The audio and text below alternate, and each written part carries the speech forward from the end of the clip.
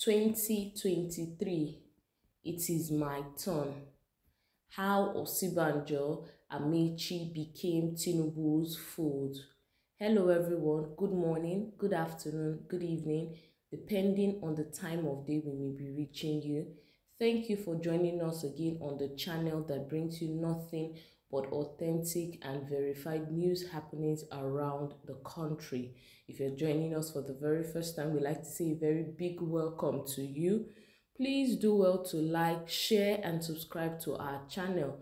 To all of our existing viewers, we say thank you. Please do also give us a thumbs up on our posts as they come your way. Thank you and God bless you. Now on today's report, we're bringing you this one that says how Osibanjo and Ameachi became the foes of Asiwaju Bola Ahmed Tinubu. That's the presidential candidate of the All Progressives Congress. And then we're going into the details of the report. And it said, with the presidential campaign kickoff for the 2023 general election, the All Progressives Congress, APC, will no doubt miss the dexterity of former Minister Chibuike Ameachi. Things have not remained the same between the presidential candidate of the party, Asiwaju Bola Ahmed Tinubu, and some top shots of the party since after the presidential primary election. Party leaders such as the Vice President Professor Yemi Osibanjo and the former governor of Rivers State, Ameachi, have gone hibernating from party activities since the primary election. Ameachi was the Director General of President Muhammadu Buhari's campaign organization, both in 2015 and 2019 elections. He delivered in 2 successive elections. However, that is not the case as the party prepares for the 2023 polls. While Osibanjo was conspicuously missing from the Tinubu-Shettima Presidential Campaign Council, Ameachi has neither accepted nor rejected his appointment into the campaign movement.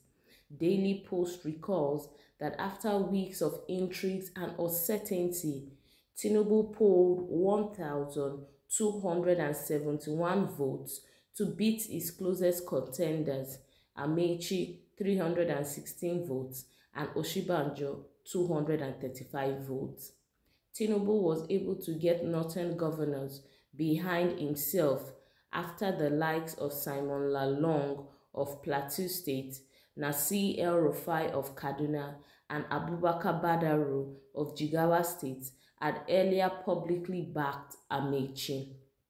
Following the emergence of Atiku Abubakar as the presidential candidate of the People's Democratic Party, PDP, the Northern All Progressives Congress governors closed ranks and aligned with Tinubu. They believed that Ameachi had a very slim chance of defeating Atiku. Badaru, who had openly pledged support for Ameachi, subsequently led the contingent of presidential aspirants who stepped down and asked his supporters to support Tinubu. And after the presidential primaries, Tinubu claimed he fought to win the ticket, insisting that there was a gang-up against his person. An insider in the Tinubu Presidential Campaign Council said that the former Lagos helmsman has not yet forgiven all those who contested with him during the presidential primary, especially Ameachi and Osibanjo. According to him, Tinubu had made it very clear that it was his turn to become president after Buhari. He did everything to ensure that the All Progressives Congress came to power, but he was disappointed to see the likes of Osibanjo challenge him to the end.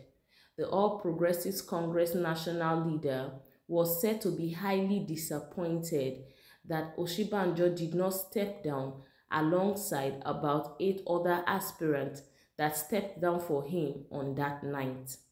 The insider added that Osibanjo sees Tinubu's emergence as backwardness.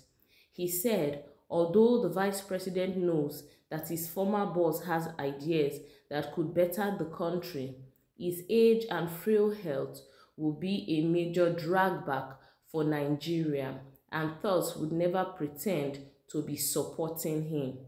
According to our source, most people take it as a mere joke when Tinubu says becoming Nigerian president is a childhood dream. This is something he had dreamt and worked for all his life. He should have been vice president in 2015, if not this Muslim ticket, and it would have been easier for him now, but he gave up that and nominated one of his boys, Osibanjo, for that position. When the northern governors agreed that it was Tinubu's turn after weeks of intense politicking, he didn't expect any of the aspirants to contest with him in the primary. That's the truth. But Osibanjo and Ameachi dragged on, and since then, the relationship has not been the same. He is not the one who included Ameachi in his campaign team. Tinubu was more interested in bringing Governor Nyesom Wike to his side than Ameachi. Ameachi is one person who does not believe in Tinubu and feels betrayed by the outcome of the primary. Ameachi said something a few weeks after the primary, and what he said didn't sink well with Tinubu's camp. Anybody expecting the former minister to work for Tinubu's victory is wasting their time. It is almost like Wike and Atiku, only that Ameachi does not talk or behave like the governor. Also note that it is not a coincidence that Osibanjo is not named in the Presidential Campaign Council. In fact, he should be one of the persons spearheading the campaign. Before I end, let me say this. When someone says he is fine, can't Nigerians just respect that? It is his health, for Christ's sake, and no one knows better about your health than you. No doubt in my heart that our presidential candidate will win the 2023 presidential election for our great party, with or without the support of these people. He has the structures on ground, but the truth is it will be easier for us with their support. However, while addressing a group in Kano that worked for Osibanjo's presidential bid, Tinubu insisted that he does not have anything against Osibanjo, saying, "I have nothing against him. I have been to his house after the primaries. I saw him on the day of the goodwill message at the retreat organized by the president. If you cannot give forgiveness, how are you asking from Allah? To me, it is over." That is it on the details of this report. We can see that Tinubu is saying he does not have anything against Osibanjo and Ameachi, but we can see from all indications that there is no cordial relationship between the three of them, and they have even not been present at rallies of the APC, and they're not even working hand to hand with Tinubu. Well, as things unfold, we're going to bring you more details. Do well to please like, share, and subscribe to our posts as they come your way. Thank you. Bye-bye.